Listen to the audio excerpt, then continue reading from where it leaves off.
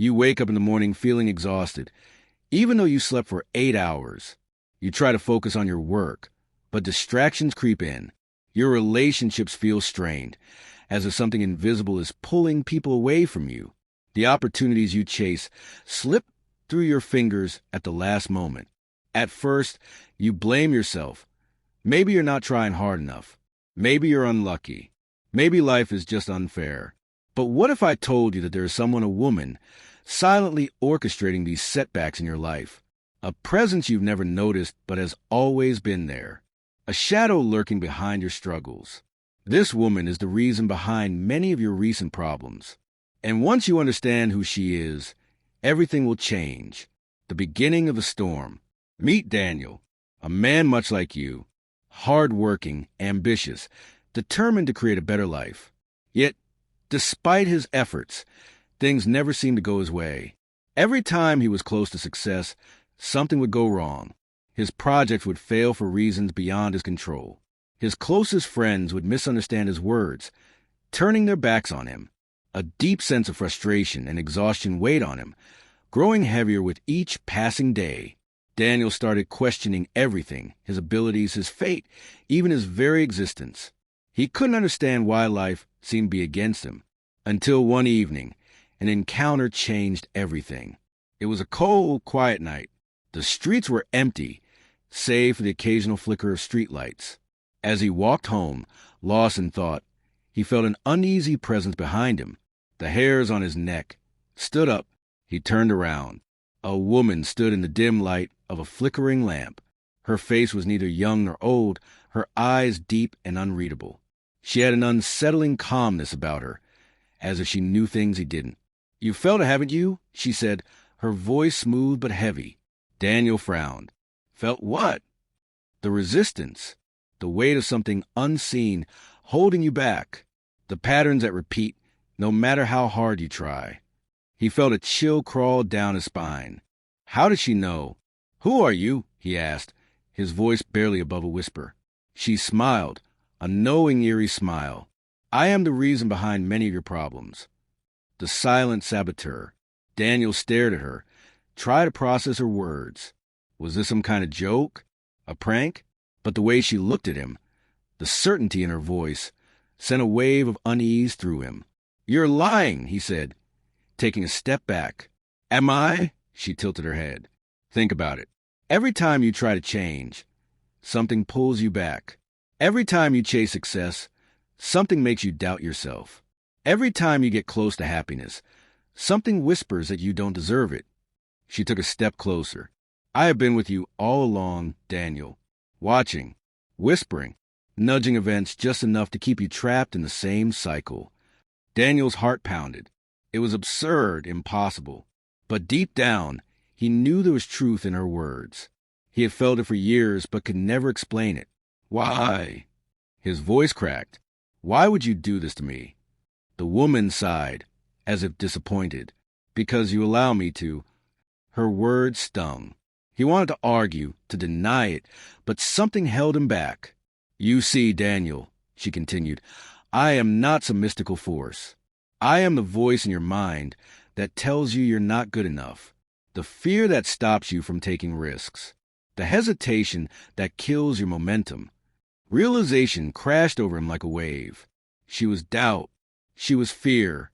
She was every excuse he had ever made. Every moment of hesitation. Every self-imposed limitation. The true enemy. Daniel staggered backward, his breath coming in shallow gasps. All this time, he had thought his failures were due to external circumstances. Bad luck, the world working against him. But now, standing before him, was the truth he had refused to see. This woman was not a stranger. She was his own mind. "You're not real," he whispered. She laughed, the sound cold and haunting. "Oh, but I am. And as long as you listen to me, as long as you give me power, I will always be real." Daniel clenched his fists. How many times had he let her win? How many dreams had he abandoned because she whispered that he wasn't ready? How many chances had he lost because she convinced him it was too risky? "You're lying," he said again, but this time his voice was steadier. She raised an eyebrow. "Am I? Then prove it." Prove me wrong. For the first time, Daniel saw the challenge in her gaze. She wasn't just an enemy. She was a test, a reflection of everything inside him that he needed to overcome. He straightened his back. You don't control me. Her smile faded. I do. He took a step forward. She took a step back. I decide what I believe. She wavered. The shadows around her flickered. And I refuse to listen to you anymore. The woman's form trembled, distorting like smoke in the wind. Her expression was unreadable. But for a moment, Daniel thought he saw something in her eyes. Was it fear? And then she was gone. Conclusion: the choice is yours. Daniel stood there, breathing heavily, feeling lighter than he had in years. The battle had never been against the world, nor against fate. It had always been against himself. The woman, the doubt, the fear had been a part of him for as long as he could remember. But now, he saw her for what she truly was, an illusion, a barrier he had built and nurtured through years of hesitation. And if he had created her, he could destroy her. So can you. Think about it. Every time you hesitate, every time you let fear dictate your actions, you are feeding her, strengthening her. But the moment you decide to fight back, to take action despite the fear, you weaken her grip. She is the reason behind many of your recent problems. But she doesn't have to be, because in the end, she only has as much power as you give her. So what will you choose? You felt it, haven't you? The invisible weight pressing down on you. The moments where your own thoughts betray you, whispering that you're not ready, not good enough, not worthy. But what if I told you that those whispers aren't just harmless doubts? What if they are a force, an entity that has embedded itself deep within your mind, shaping your failures, feeding your fears, and keeping you trapped in a cycle you never agreed to? You met her once in your mind, this woman, this shadow of self-doubt, hesitation, and fear. You confronted her, challenged her hold over your life. But defeating her once is not enough, because she doesn't die easily. She will return. She will adapt. And if you're not careful, she will reclaim the control you fought so hard to take back. The question is, are you ready for the final battle? The return of the shadow. Daniel had won, or at least he thought he had. The encounter with the woman, his doubts, his fears, had shaken him, but he had stood his ground. He had walked away believing he had silenced her forever. For weeks, things changed. He woke up with renewed energy. His confidence grew. He took chances he had once feared. The world felt lighter, full of possibilities. But then one night, she returned. It started subtly. A missed opportunity. A mistake at work. A disagreement with a friend. Small things, but enough to plant a seed of doubt. And then she appeared. Daniel found himself in the mirror, staring at a reflection that wasn't quite his own. "Did you really think I was gone?" her voice murmured, soft, almost affectionate. He froze. His heartbeat pounded in his ears. "You were doing so well," she continued. "But look at you now. One setback, and already you're slipping." Daniel clenched his fists. "You don't control me." She tilted her head, amused. "Oh, but I do. Because you still listen. You still hear me. And as long as you do, I will always be here." The battle of resistance. This time, Daniel didn't run. "You're nothing but fear," he said, his voice stronger than before. "You only have power if I let you in." Her smile didn't waver. "Then why do you still feel me? Why do you still hesitate? Why, after all this time, do I still exist?" Silence filled the space between them, because deep down Daniel knew the truth. Fear never disappears. Doubt never fully fades. The woman, the shadow of hesitation, would always be there, waiting for moments of weakness, looking for cracks in his confidence. But that didn't mean she had to win. "You're right," he admitted, surprising even himself.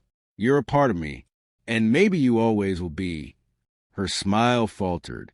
"But that doesn't mean I have to listen." Something shifted in the air. "That doesn't mean I have to obey you." Her expression darkened.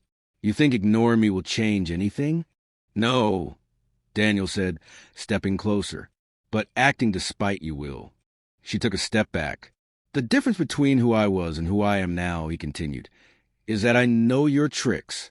I know how you creep in when I'm tired, when I'm vulnerable. I know how you twist my thoughts to make me second-guess myself. His voice grew firmer. And now I know how to fight back. The breaking point. The woman's form flickered. The confidence in her gaze wavered. You can't get rid of me, she whispered. Daniel nodded. I know. You'll always hear me. Maybe. She studied him, searching for weakness, for fear. But this time, she found something different. Acceptance. You see, Daniel continued, I used to think I had to destroy you to be free. But now I understand I don't need to fight you. I just need to stop feeding you. A slow, sinking realization filled her eyes. He had figured it out. Fear isn't something to eliminate. It's something to acknowledge, and then move forward anyway. She took another step back. Then another. The shadows around her dimmed, like a candle struggling to stay lit. You'll be back, she murmured, voice softer now. Daniel nodded. I know. And with that, she faded, dissolving into the air like smoke in a wind. Conclusion. The power of action. Fear never truly disappears. Doubt never stops whispering. But here's the truth. These things only have power if you let them control your actions. The reason behind many of your recent problems isn't the world, bad luck, or other people. It's the voice in your mind telling you to wait, to hesitate, to not take that risk. But now, you see her for what she is. And that means you have a choice. You can keep feeding her, listening, obeying, staying stuck. Or you can take action despite her presence. She will return, whispering the same old lies.